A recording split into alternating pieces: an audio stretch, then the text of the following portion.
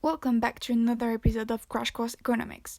Today we'll talk about Keynes, one of the most influential economists of the 20th century. This episode is brought to you by Jules Cheno, Mao Prebet, and Gabriela Rochola.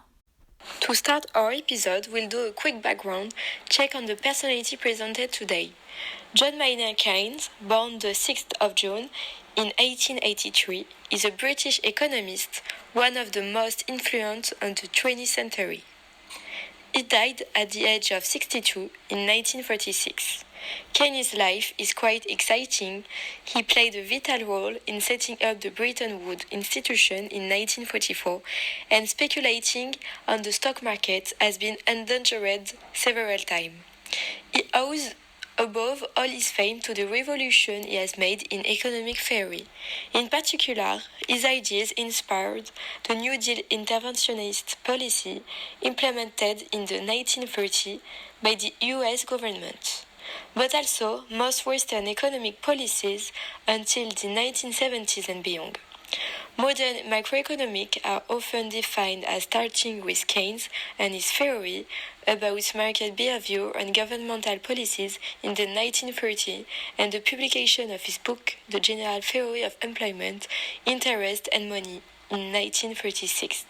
When Time magazine included Keynes among its most important people of this century in 1999, he stated that his radical idea that governments should spend money they don't have may have saved capitalism.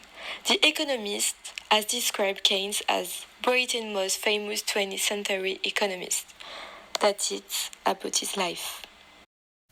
Let's see what the Keynesian revolution is about.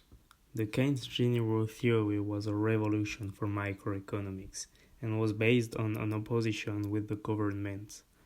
Keynes believed that government expenditure was not necessarily negative for private expenditure, and that there could even be a way to cure an economy from recession.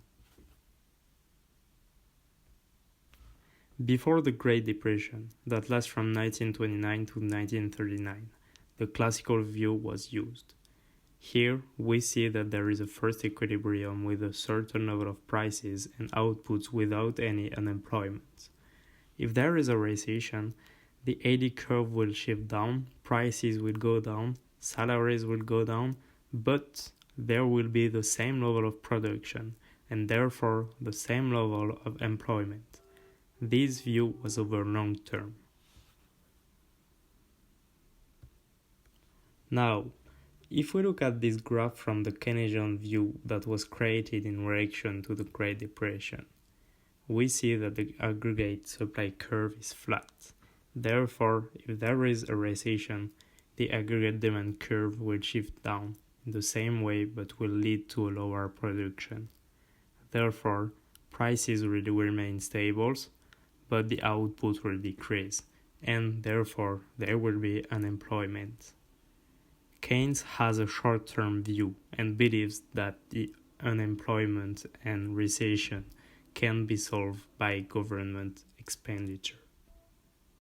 Let's take a closer look at how Keynes and his ideas impacted the world we live in.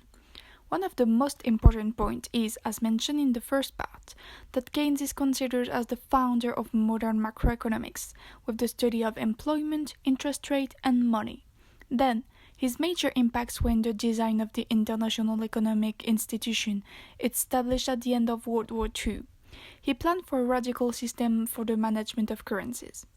A common world unit of currency, which became Bretton Woods system, a bancor, which didn't lead to anything, and new global institutions, which led to the World Bank and the International Monetary Fund, IMF.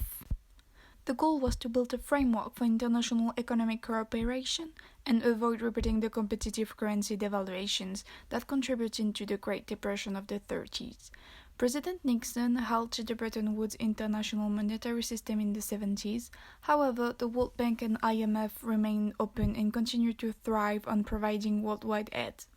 Lastly, by the 1950s, Keynesian policies were adopted by almost the entire developed world. This time was then known as the Golden Age of Capitalism.